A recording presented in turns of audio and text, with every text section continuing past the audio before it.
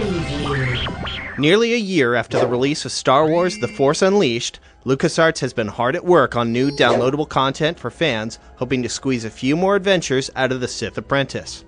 When this DLC arrives, you'll once again take control of Darth Vader's soft-spoken underling as he travels to a pair of worlds near and dear to fans of the original trilogy, Tattooine and Hoth. We recently played through the Tattooine half of the storyline, and will warn you now, this preview will contain story spoilers regarding The Force Unleashed. The Tattooine story picks up right where the game left off. As you recall, just prior to the conclusion you were given the choice of killing either Darth Vader or Emperor Palpatine.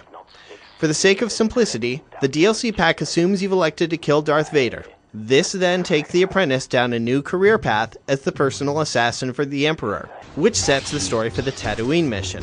Your objective? To recover the Death Star schematics stolen by the Rebel spies, the plotline which set the stage for the original Star Wars movie, A New Hope. Your mission begins on a remote cliffside on the desert planet, and after a brief word with Emperor Palpatine, you are instructed to infiltrate the fortress of Jabba the Hutt, the most likely source of information regarding the stolen schematics.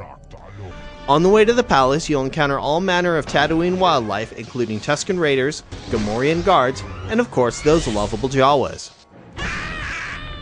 In our build, we had all the Force powers unlocked from the word go, so you probably won't have to go back and relearn all of your old tricks. The core gameplay is more or less the same, so you'll once again have the awesome arsenal of Force powers paired with the fussy targeting system. Thankfully, you won't be dealing with anything as frustrating as pulling a Star Destroyer out of the sky. Your ill-fated meeting with Jabba begins the second half of the quest, which will take you on a violent romp, through which you'll encounter a number of familiar foes and friendly faces, as well as a pair of boss fights. This latest DLC for The Force Unleashed looks ready to put a big grin on the faces of fans of the original game.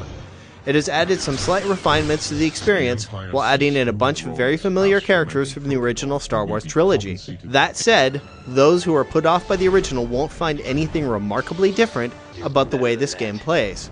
You can expect the DLC to be released sometime this fall.